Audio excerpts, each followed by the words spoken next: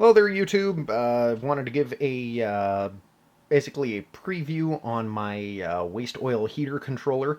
I'm currently in the process of building a waste oil burner that can be start up and shut down from a thermostat. You don't have to be around it, and it can just start and run and shut itself down, all based upon the actions of a thermostat. Now on this, I am using a Arduino Uno. However, I will transfer that to a Mini or a Nano, whatever I have laying around in my stockpile, to make it more breadboard compatible. I have two 74HC 595 shift registers, basically using those as port expanders. I have a ULN 2803 Darlington transistor array, 8 inputs, 8 outputs, more or less to invert the signal coming from the shift register that goes to the relay pack. Now this is an 8 relay pack or an 8 relay module. Runs off 5-volt relays, and it does require a low trigger to activate the relays. However, coming out of the shift registers, I have a high input. So to invert those, I just have a ULN 2803 Darlington transistor array. Quick, easy, dirty. I had them laying around, and it works. The other two things I have are two buttons, startup and shutdown. Startup is on the left, shutdown is on the right. I have two DS18B20 Dallas one-wire digital temperature sensors. And the other thing we don't have pictured is a flame sensor that will go in the tube.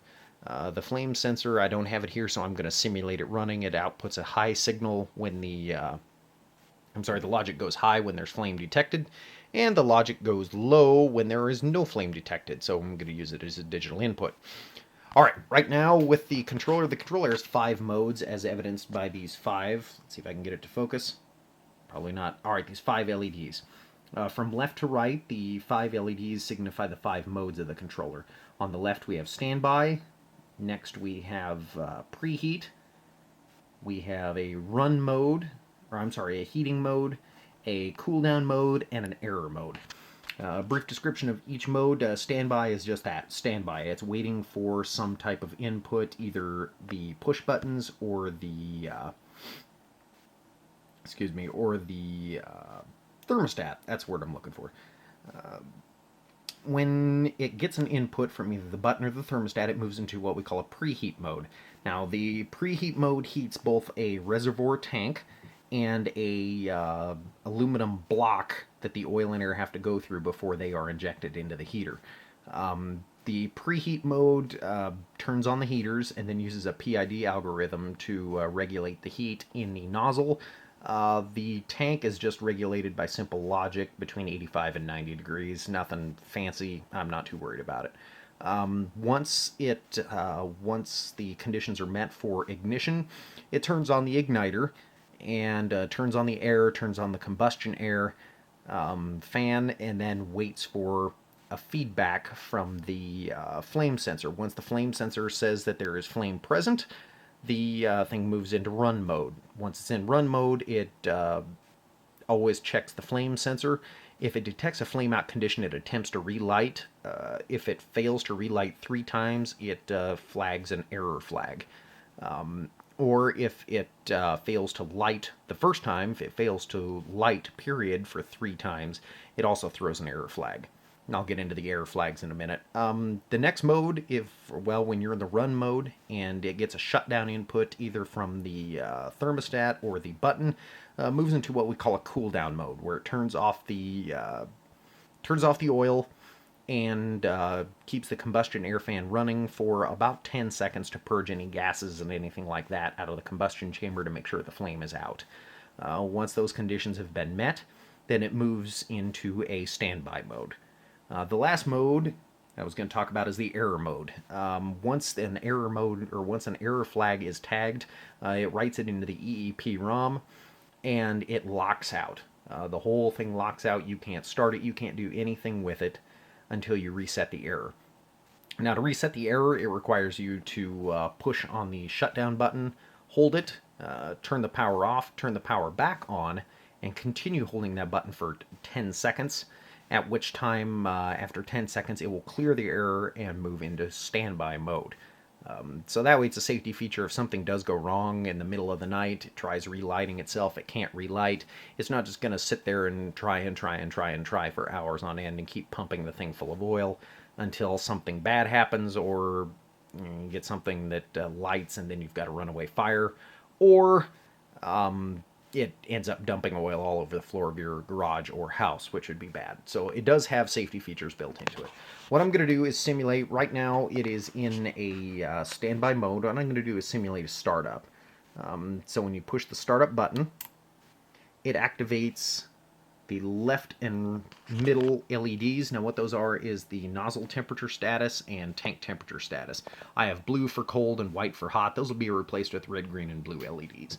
Now right now it's waiting for the tank and nozzle both to be white.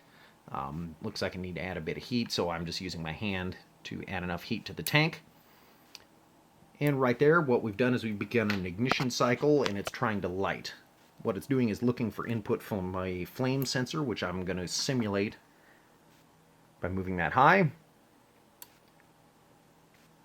And you've seen there that we've gone into a run mode. It's sensed that there is flame present and that the tank and nozzle temp are up to par. And the right set of LEDs is the flame sensor status. Now, if the flame were to go out for any reason, you can see there it indicated flame was out and it turned on the igniter. If it does relight, it will wait for about 2 seconds in order to make sure that the flame is still present before it turns the igniter back off. Now, if you want to shut everything down, you would hit the shutdown button. It turns off the air, turns off the igniter, continues the combustion air fan, and then moves the LEDs, or the LED status indicator, into a cool down mode. That runs for about 10 seconds or so. I think is what I have it set at, either 10 or 15 seconds to purge all of the gases from the combustion chamber. Once it is satisfied that there is no flame present and that the combustion chamber has removed all the gases, it goes back into a standby mode. Now I can simulate this wire if the thermostat was calling for heat. It'll move into a preheat mode. It'll double check the tank and the nozzle and try to light. What I'm going to do is simulate it lighting. It's lit. It's double checking that it's lit. And we're in run mode again. Now if the thermostat stops calling for heat, I'll just unplug this to simulate it not calling for heat. It's moving into a cool down. I'll simulate the flame going out. Flame's gone out and it's going to cool down for about 10 or 15 seconds. So there it is. My code's a little crude and everything's a little jumbled up here until I can get it on some perf board and get it prototyped up. But overall, the whole concept works. I will be pasting the code in, so if you want to take a look at it and give me any pointers and can improve upon it, please do so. I would encourage somebody to take a look at my crude coding and make it a little bit more efficient.